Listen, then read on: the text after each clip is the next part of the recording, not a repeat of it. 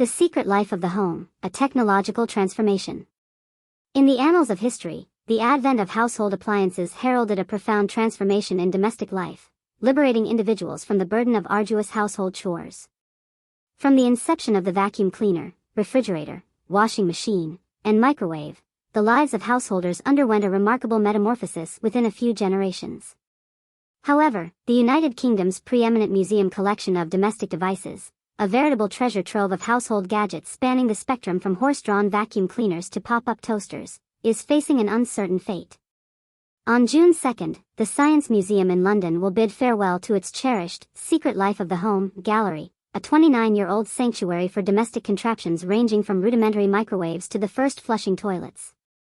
Our devices are aging, Jessica Bradford, principal curator at the Science Museum, lamented to The Observer last week. Many of the interactive displays are malfunctioning, and procuring spare parts has become an insurmountable challenge. It has become imperative to retire the gallery.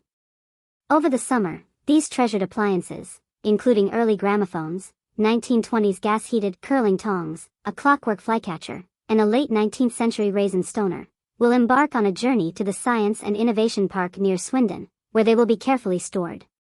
Public tours, as well as school and research visits, will continue to be facilitated.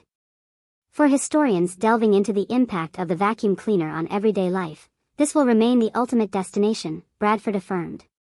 However, the Science Museum's meticulously assembled collection of household wonders will no longer be accessible to the general public, who have flocked to the gallery in droves since its inception in 1995.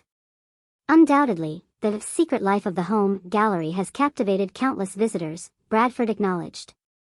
Yet, much of its allure stems from nostalgia.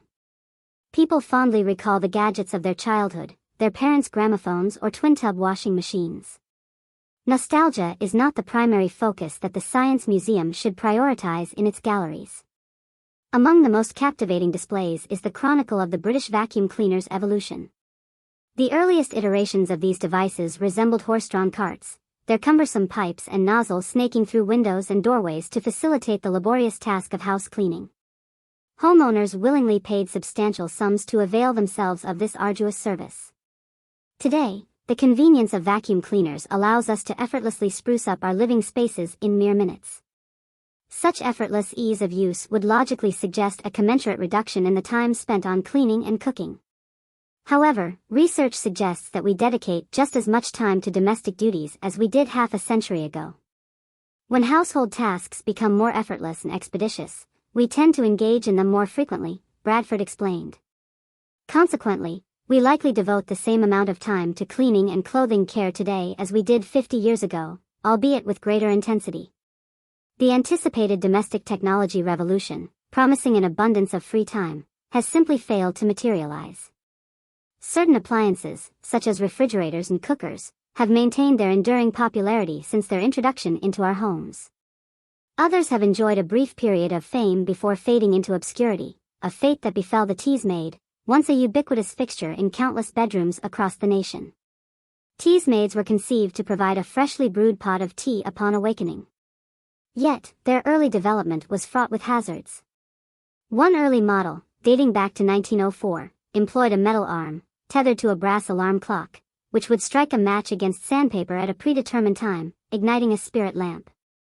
The lamp would then heat water in a brass kettle, which, upon boiling, would tip its contents into a teapot, accompanied by the ringing of a bell to announce the readiness of the beverage. The risks of fire and scalding were omnipresent. The advent of electricity eliminated the need for gas or spirits to power Teasmades, propelling them to widespread popularity, reaching its zenith in the 1960s and 1970s. They even made a cameo appearance in Queen's music video for I Want to Break Free, in which Brian May suffers a scalding from one of these contraptions. However, demand has since plummeted to such an extent that they are now primarily sold as retro novelties. The Secret Life of the Home gallery also houses a vast collection of advertisements promoting domestic appliances. With only a few exceptions, these advertisements overwhelmingly depict women as the primary users of these devices. Glamorously attired housewives are shown shoveling coal into boilers in an ad for Coalite nuts. Others engage in polite debates about the hygienic merits of ecoplastic toilet seats, and yet another group celebrates the installation of a friend's new Parnell washing machine with a coffee and blanket washing party.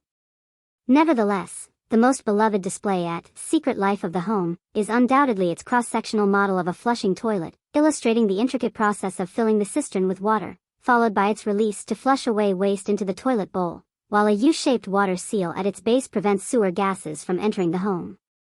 This exhibit was a particular favorite among children, especially when it malfunctioned. Regrettably, that interactive display is no longer operational, Bradford said. Its failure some time ago is a poignant reminder that it is time to move on.